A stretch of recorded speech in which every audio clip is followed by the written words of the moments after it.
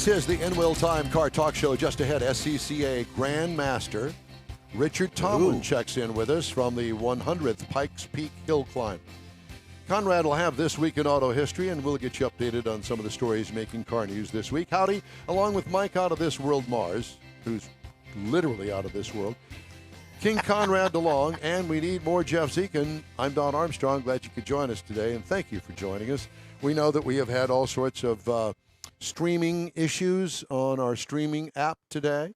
We have been in touch with a company called Restream that takes all of our signals and sends them out to all of these different entities.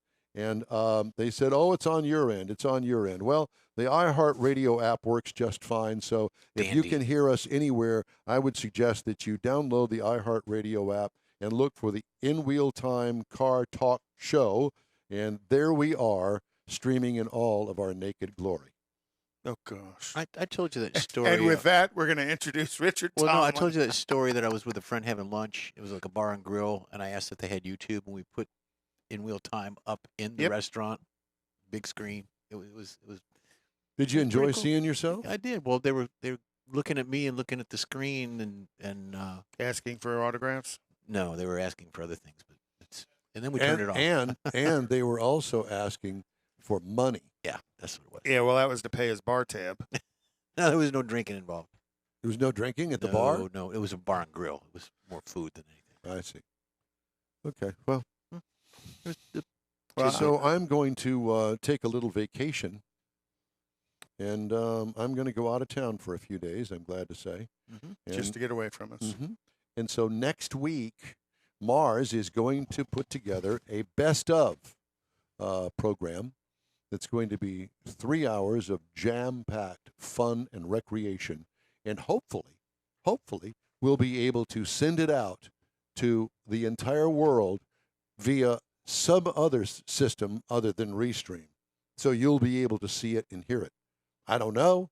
We'll all be wearing different shirts in each segment, because if it's a different show for all of these wonderful things that you're going to put together, you can't talk because you don't have your headset on.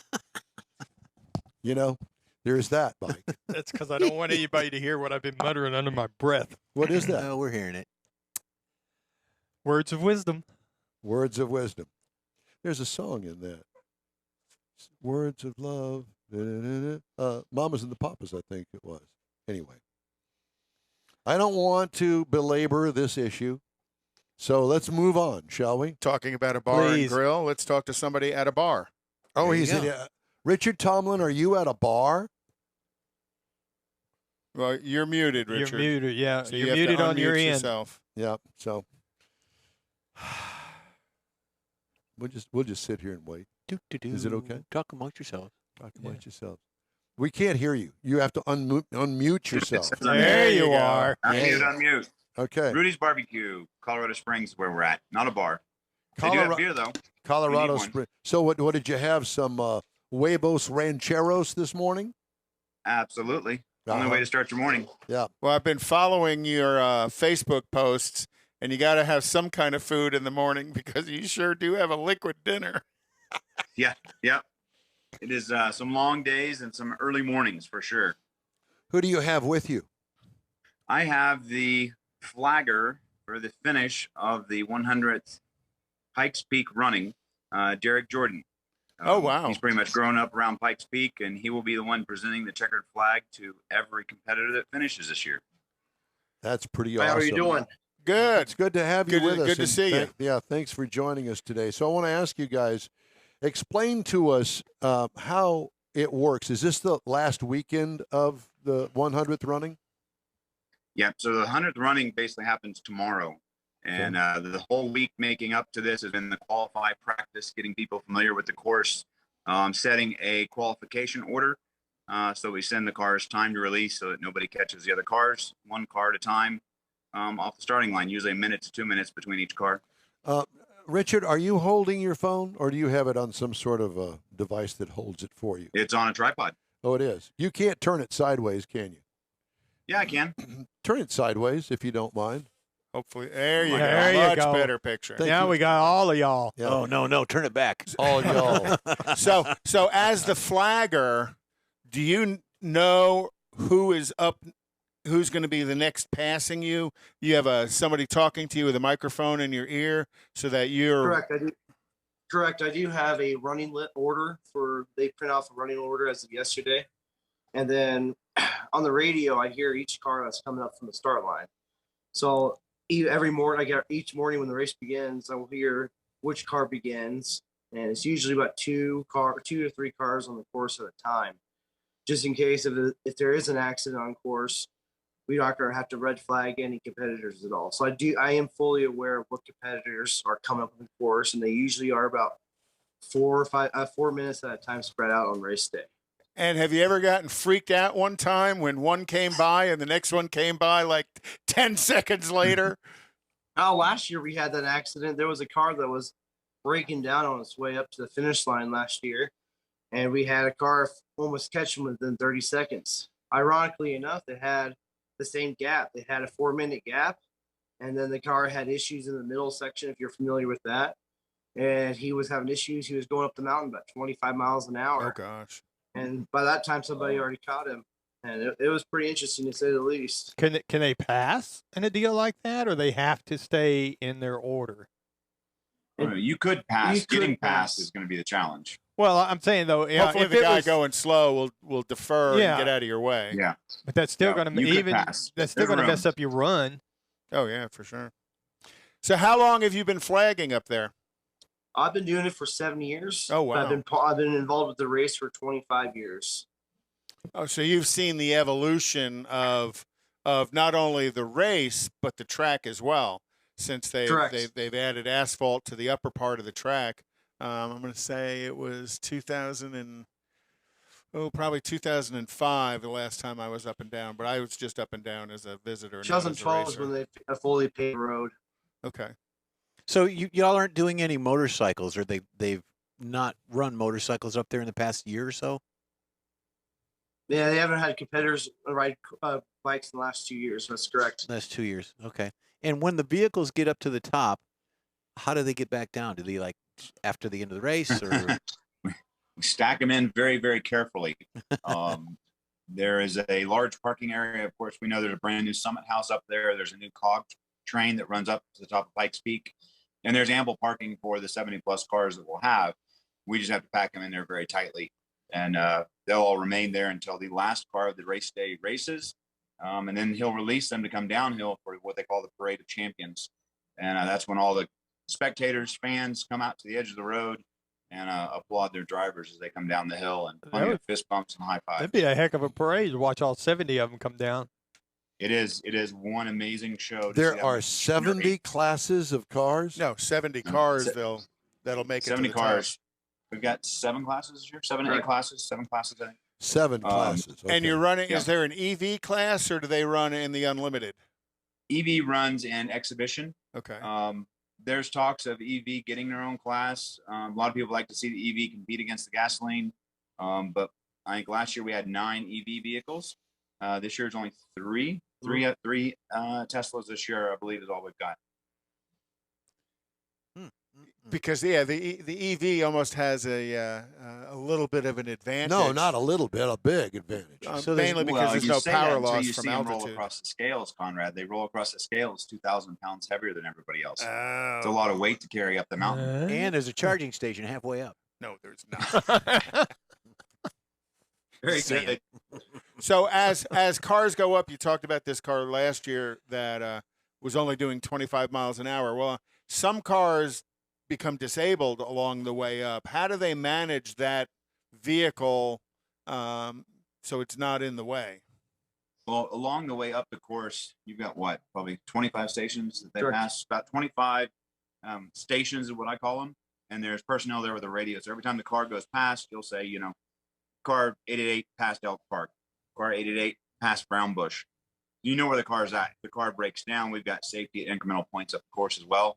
And they can quickly get that car off course to the side so the course can remain green. And has anybody ever said, "Car 54, where are you?" Oh, gosh. Yeah. It's been a long Yeah, morning. I know. Excuse I'm us. sure.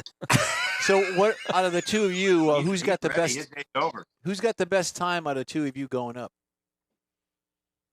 Best EV time? No, yeah. Well, the best, yeah. do you guys run the course for time? And between the two of you, who's got the best? Oh, I don't think either one of us have done that. No. Oh, You It'd don't, be fun. you don't We'd even like to go do up that. in a hurry? Spirited Spirited, drive. okay. It's spirited We're both driving. in big old trucks right now, so not the best thing to be racing around the mountain in. But Richard, Apex is supporting a number of vehicles that are up there right now, though, aren't you? This year we've just got Raymond with a Viper. Next year we've got at least 3 cars that will be here. So next year will be a new year, and we'll take off and run with it. I saw you had posted the picture of, and I can't remember the gentleman's name, with a 935 Porsche as he's going. 935 is a pretty amazing car, Jeff Sports car. Very, very quick. I believe he made top 15, didn't he? Yeah, Qualified top 15. So they have a top 15 qualified group, Fast 15 they call it. And he was in that with that 935 Porsche. And is his 935 a dedicated hill climber, or does he also drive it in other venues? I don't know if they drive it anywhere else. Okay, so dedicated hill climber. I'm not sure of anywhere it's ever been driven other than Pikes Peak. That's correct. But Cam Ingram, who's part of Road Scholar in North Carolina, he actually owned the car, and they had that car just for Jeff Swart, and it's going to be a hill climb memorabilia just for Cam Ingram and Road Scholar. Wow. Tell me about the open wheel class. I remember distinctly back in the day. Don't ask me what day because it was a ways back. But they had they weren't Indy cars, but they were kind of like Indy cars. They had rear engines. It was a single seat front. I mean, it was bad to the bone. Do they still have that kind of class? Oh, yeah, we got plenty of them. There's actually some of the ones you talk about are the old Wolf/Coyote chassis, what they call them. Yeah. These things were aluminum roll cages with wheels and a large motor. Most of them on methanol, some on alcohol. Now you see a lot of twin turbo LS, even some small Hondas with turbos in these, because all based on power to weight or displacement to weight is how the rule set is done. So you run a small Honda, you can actually have a lighter car than running a big LS. You end up adding a lot of extra weight to drag up the hill. But these are rear-engine, open-wheeled cars. Yes, open-wheel, twin-turbo LSs sitting behind you, and get up the mountain as quick as you can. Now you're talking, buddy. What kind of? Actually, I think one of the videos I sent Mars is Cody Vaschholz. He's actually a motorcycle record holder and is now in a car and likely to set a record this year for open wheel. Where can we see it? Where is it on a particular channel? Or is it Mobile on... One. Okay. Mobile One's got an app there that they're going to have out that's live coverage, flag to flag. And then there's 3 radio stations locally that will be doing live broadcast. But the Mobile One will provide you the most inclusive information, driver profiles, car profiles, all the information you want there. So on the hill, including competitors, support, technical staff, officiating, and spectators, how many people do you guess would be on the hill? On the mountain. Right now, I think yesterday I found out that there was 6,000 tickets sold. Wow. Now a ticket That's spectator. A ticket can be up to 6 people because that's per vehicle. So you take your 6,000 times 6. That's your 36,000 spectators. Probably call it 150, 200 staff, and then another 300 competitors probably. But wait. So we got 40,000 of us up one road. So once you get up there, then I don't guess that there's an opportunity for you to get back down. You're up there all day. That's correct. Bring your stuff. Yeah, bring your lunch. And the air is thin. 14,200 feet of non-breathing air. Thin air. So. Woo-hoo. Yeah, bring my tank. What is as a percentage on a naturally aspirated engine? What would the power loss be? 6, 7, 8, 10, 15% just in the altitude? There's a lot of arguments to that, but the standard most people will tell you is 25 to 30%. Wow. Is what a normally aspirated motor will lose. And the boost and the boosted cars? Boosted cars don't lose. I mean, they have to ramp the turbos up, right, to get more air to it, but that's what the turbo does. They just right? spin it up. Yeah. Just wind that spool up. So in other words, if you want to do something, you either turbo it or supercharge it. Or electrify it. Well, that's the giveaway on electrified is you might not lose power, but you sure got to carry all them batteries. An extra ton. Yeah. Mm-hmm. Yeah. Well, so who do you anticipate being some of the quickest cars up the hill this year? Robin Shute out-qualified everybody by over 30 seconds. Oh, my 35-second gap to second-place car. And what kind of car is that? It's called a Wolf chassis. It's an Italian carbon fiber sports racer, and he runs a 2-liter Honda in it with a small turbo, and he's just ideal power to weight. The man has no fear. His group is called the Full Send Club, and they are full send. It's pedal to the metal. You watch him on YouTube, I swear it looks like it's fast forward, but it's not. That's the real speed of how quickly he drives. Wow. And you can tell Richard's from Texas because the car is Italian. Italian. You know what? I bet you Mike could beat him. I bet you Mars could beat him. I doubt it. No. He must be a young guy. Leadfoot. Yes, he is. And there's also a Texas car being driven by a Colorado native. They used to run the Pikes Peak International Raceway, but it's a 68 Camaro LS7 twin turbo, making a bunch of power. He made top 15 as well. So hoping they can keep that car together for this year. And then you had also posted, I guess you had made a night stop at the local drag strip up there. Oh, that was amazing. So that was the Rocky Mountain Race Week. Went out there, follow a magazine called Sick Mag as well. They do a bunch of old vintage cars and drag racing, and they do imagine Hot Rod Power Tour, but on a smaller scale for Hot Rod Drag Week. But this is evidently where it started, is where Hot Rod got their idea, was what Rocky Mountain Race Week was. Yeah. And you tow basically all your stuff in your vehicle, you take with you, and you're not allowed to have a trailer to maintain you service wise. You got to be able to drive your car those 3,000 miles. Oh my gosh. Race to race, accumulate your ETs, and they crown a winner. No, and do they always pair that event there in Colorado Springs and Pikes Peak International Hill Climb? It's no part of it at all. Just happened to be south of here about 2 hours. About an hour and a half. Okay. That's not at Bandimere, is it? I was thinking Bandimere. No. They race at Bandimere. They did this year, raced at Bandimere, and then they went to Pueblo. They're finishing up in Great Bend, Kansas, which is actually where I was drag racing as a kid, where my life started, which was also home of the first NHRA drag race ever, was at Great Bend, Kansas. And I think where you had posted your pictures from was Pueblo, if I remember correctly.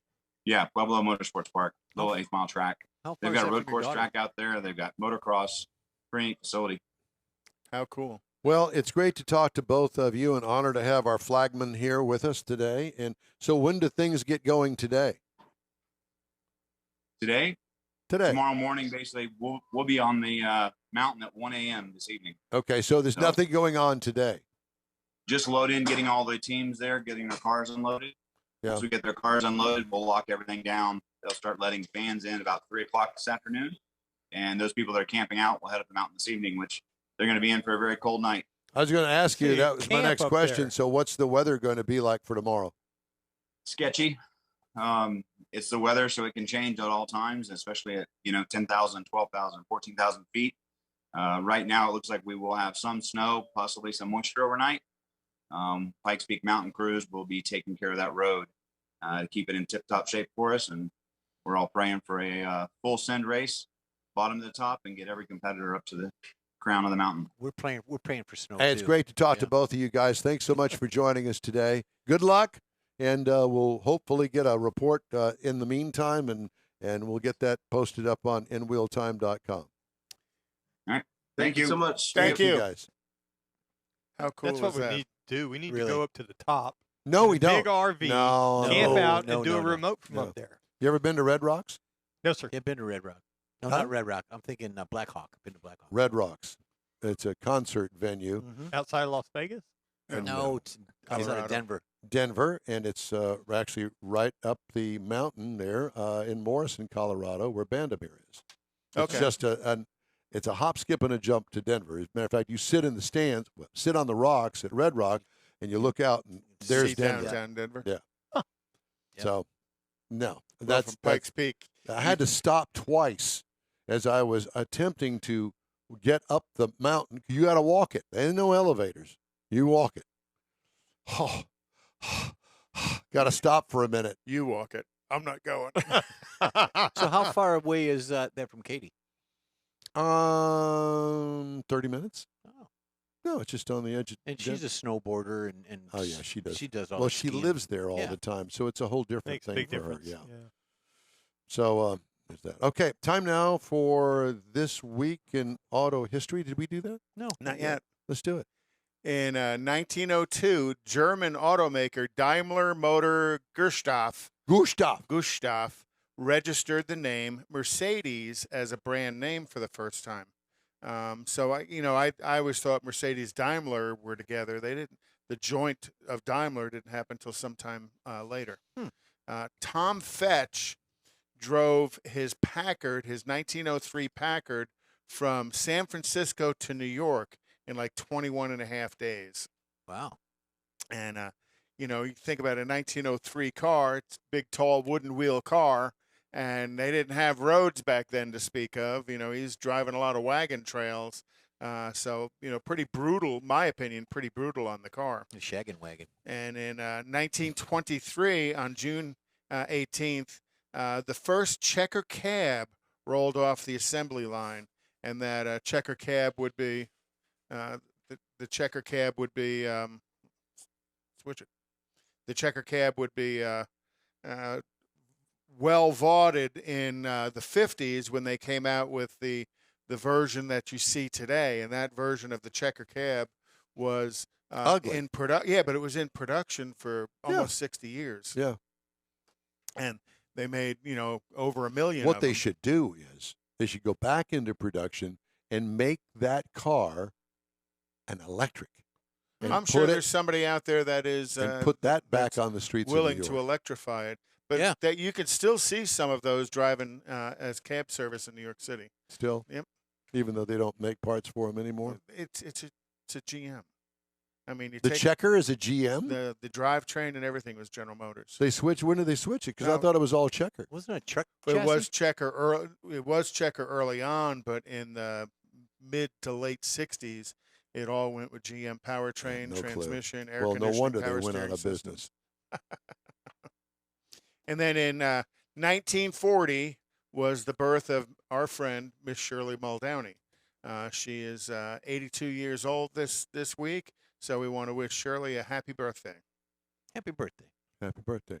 In 1966 this week, Ford goes 1-2-3 at Le Mans to beat Ferrari. And really the basis of the Ford versus Ferraris movie was about the 1966 and the move towards the 1966 Ford victory. And remember that Ken Miles kind of got screwed in the deal because he crossed the line first, but he didn't travel the longest distance because he gave in to the demands of Ford Corporation.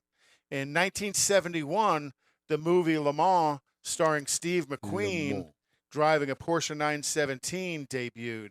That film featured real footage from the previous year of Le Mans, one of the great, my opinion, one of the greatest race movies ever. It's a long movie, too. Yeah. McQueen had intended to race in Le Mans, but his entry wasn't accepted because he didn't have a professional driver's license. I had a model of that car. Very nice. And then in 1991, Bertrand Gachot, French guy, and Johnny Herbert drove. That's Hebert. Gachot, G-A-C-H-O. No, Hebert. Johnny Hebert. Johnny. Herbert. Johnny I've always Angel. called him Herbert because he was an American. Where's Johnny Angel? They won the 24 Hours of Le Mans driving a Mazda.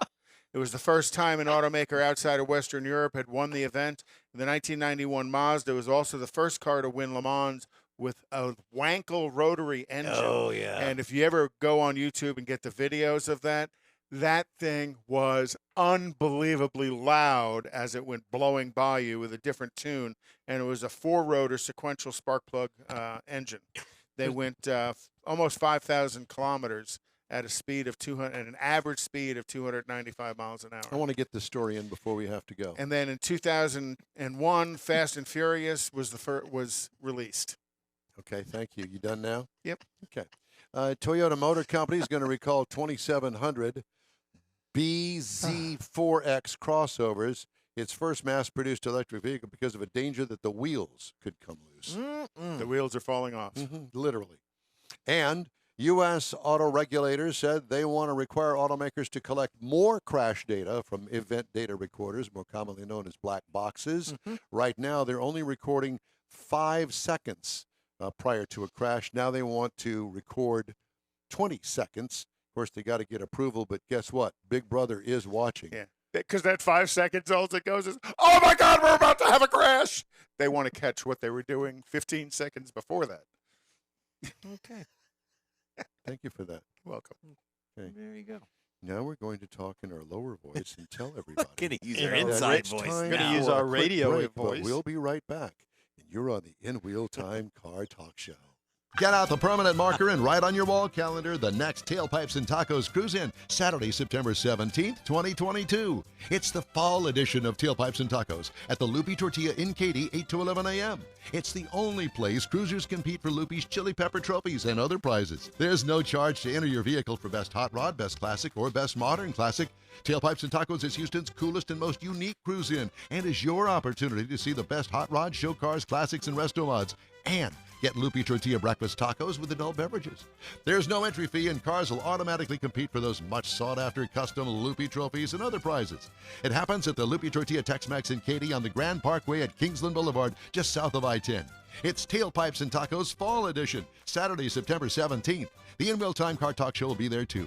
Celebrate the beginning of fall and the return of the Tailpipes and Tacos Cruise In, Saturday morning, September 17th, 8 to 11 a.m. We'll see you then, weather permitting. Want to take a minute to tell you about Gulf Coast Auto Shield, a Houston detail company like no other.